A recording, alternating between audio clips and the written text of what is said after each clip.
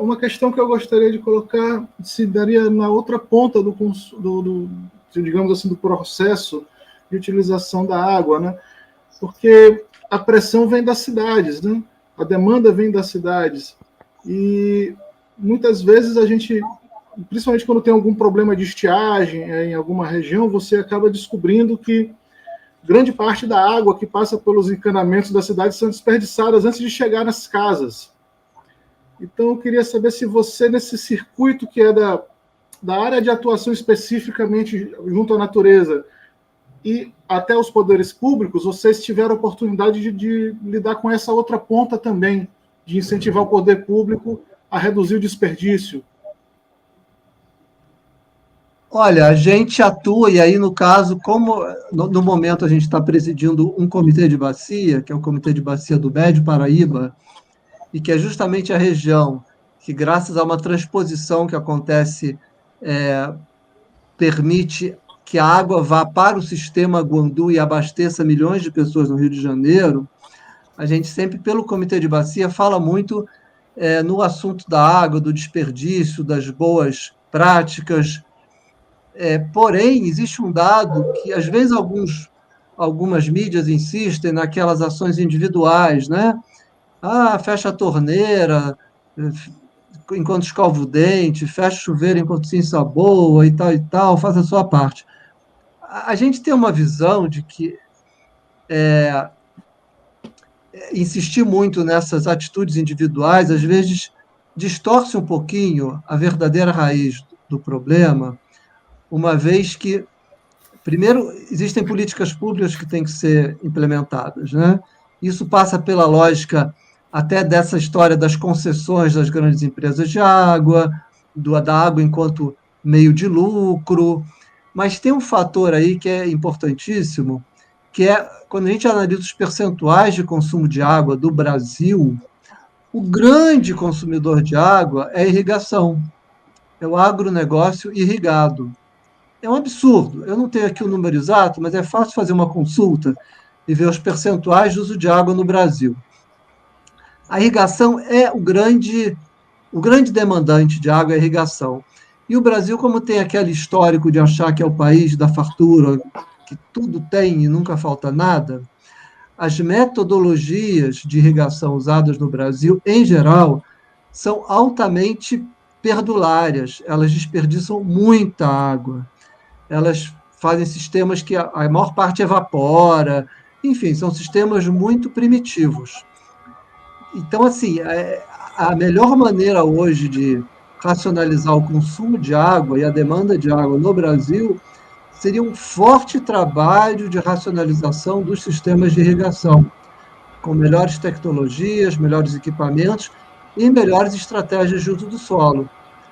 Isso seria um fator muito decisivo. Claro que vazamentos, desperdícios, melhor gestão do sistema nas grandes cidades também é fundamental, mas não é o que representa o maior percentual quando a gente analisa a demanda de água, os usos no Brasil como um todo. A gente está falando de uma fatia da pizza de que tamanho, mais ou menos? Assim, chega a ser 10%, 20%, 30%? A irrigação? Não, é muito grande, é mais da metade. É uma coisa absolutamente desproporcional em relação ao resto, né? É irrigação, depois vem a indústria, e só depois, se não me engano, é que vem o consumo humano, onde, obviamente, estão as cidades, sejam grandes ou pequenas. Então, é fundamental atacar esses outros pontos, porque senão realmente a gente não, né, só vai ficar tirando água dos rios cada vez mais. Aí, ao mesmo tempo, destrói as florestas, os rios passam a ter menos água porque chove menos, então a gente fica com um cenário aí para frente muito ruim, se não tiver uma mudança de vocês estratégias. têm essa gestão de bacia acho que é a bacia do Rio Paraíba, de uma maneira mais geral, né? O Guandu, dentro do Rio Paraíba do Sul, né? No caso, é uma região de agricultura muito antiga no Brasil já. É uma região que foi onde se desenvolveu o ciclo do café, século XIX.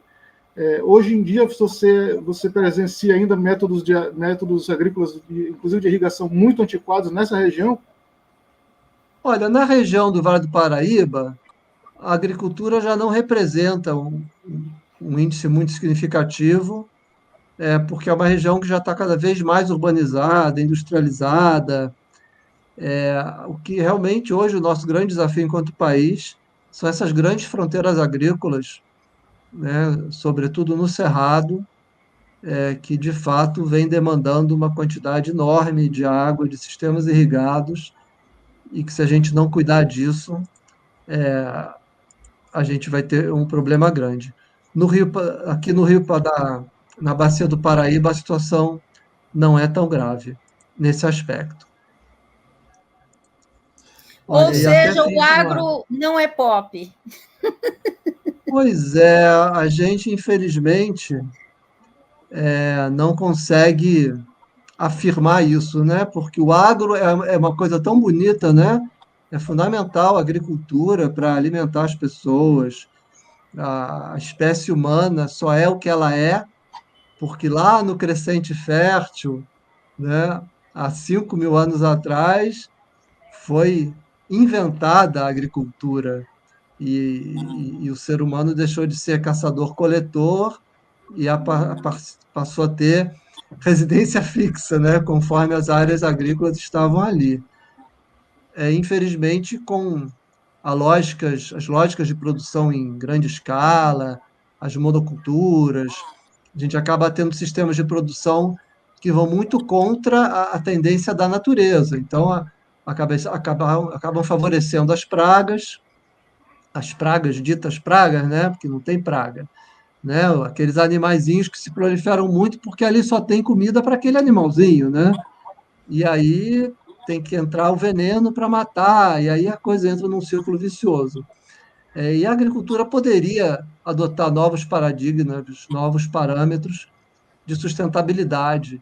Isso ajudaria muito para a gente poder realmente dizer que o agro é pop, que o agro é eco, né? Mas tem um caminho a ser trilhado aí para a gente poder fazer essa afirmação ainda.